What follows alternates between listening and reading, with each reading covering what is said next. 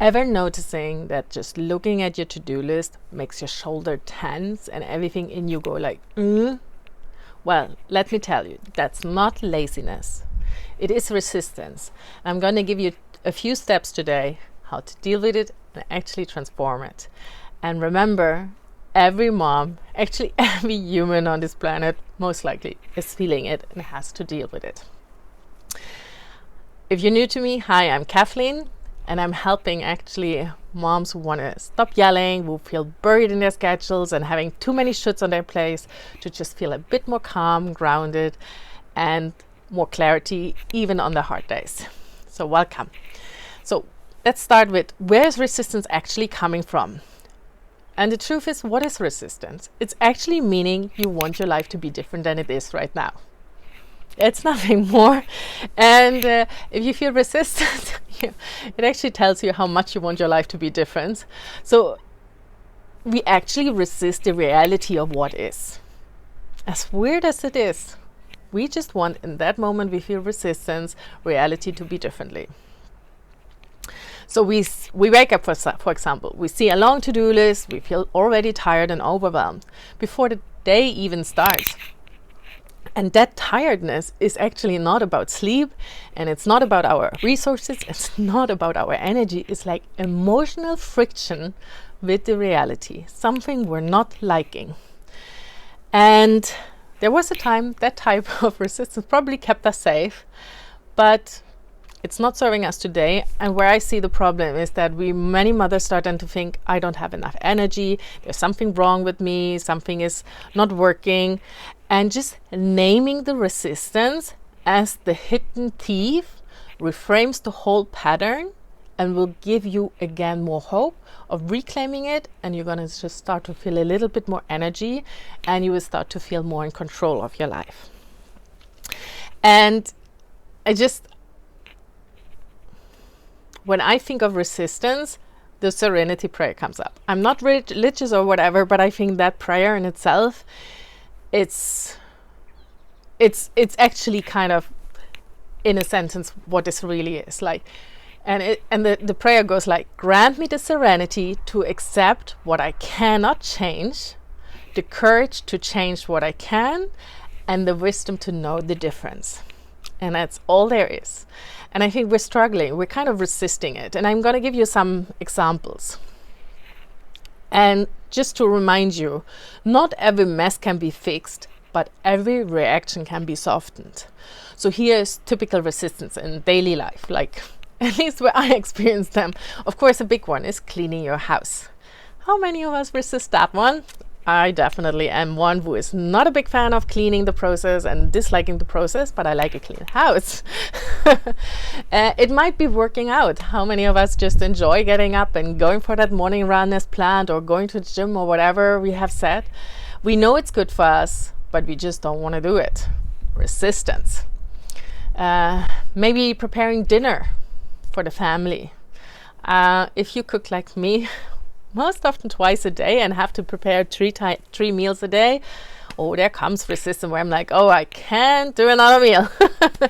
You might resist your husband for not helping out every day, or not helping out enough, or not seeing what needs to be done. You always need to tell them whatever. That's resistance. You wish it would be easier. You wish the situation to be different. Your kids whining, I think that's like such an epic typical thing we resist. Your kid starts to whine, and we know deep down it has nothing to do with us, but we have all our stuff to deal with, and we have this resistance. Why is our kids now whining, and how do we deal with it?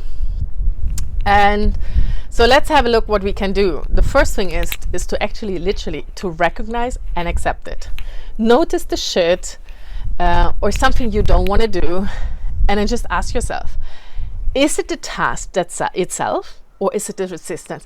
And if you truly start to think, we actually spend more time resisting something and putting it off than just getting it out of the world. I think in work, we have a lot of these tasks. We have something that sits on our desk we need to do, and we're not doing it, and we're thinking constantly about it, and we're going back to it, and then stopping it, and blah, blah, blah. And we're just not getting it done, but the resistance builds and builds and builds. And then you realize when you do it, wow, that was quickly fast done. There is this typical mom hack, I think. Anything you can do in under 2 minutes, just get it done straight away, because it's lingering in your head. And the longer it's in your head, you're going to just build up resistance most of the time. So is it the task itself, or is it actually the resistance you feel of doing the task? That's a really, really good check-in, because like take workouts. We know it's good for us. Yeah, how often do we feel resistance of starting it?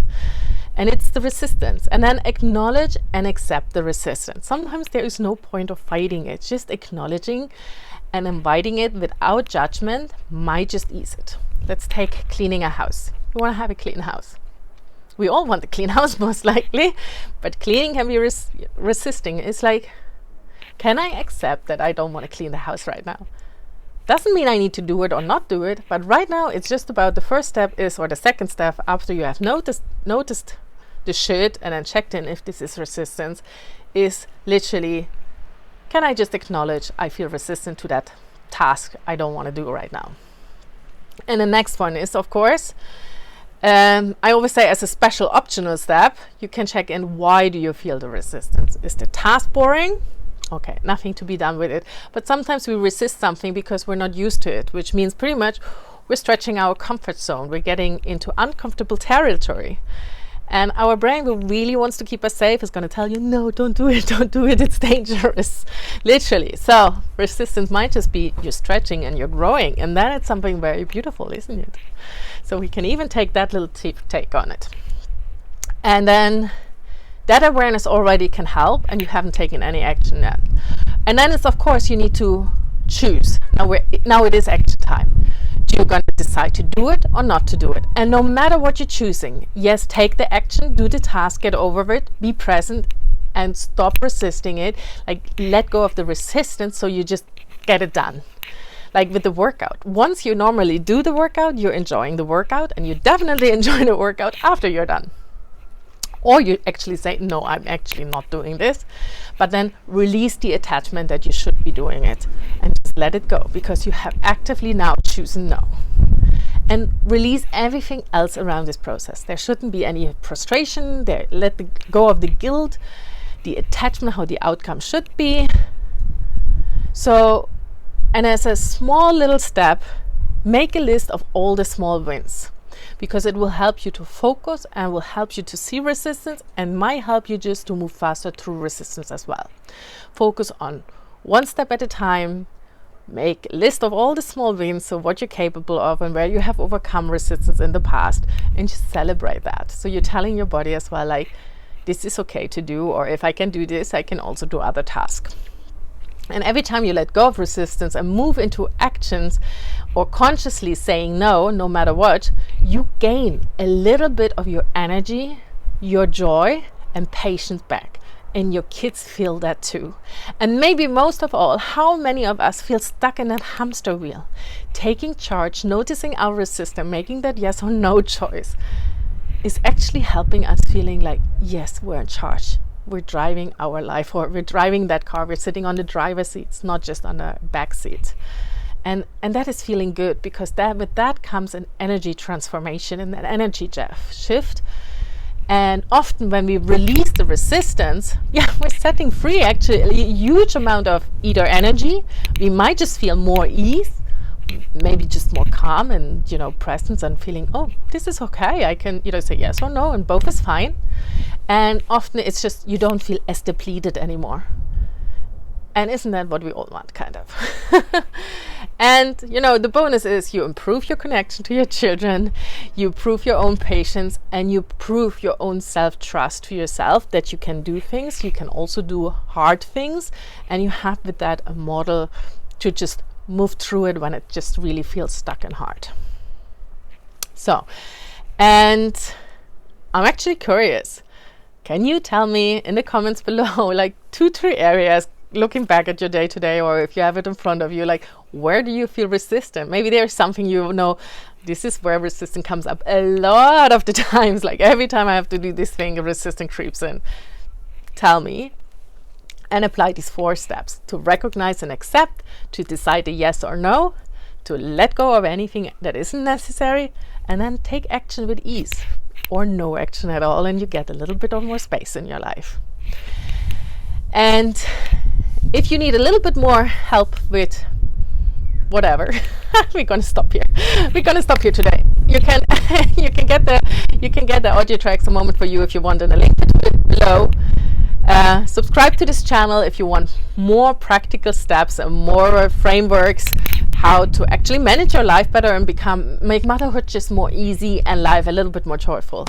And as always, from one wildly rooted mama to another, let's keep growing and glowing together.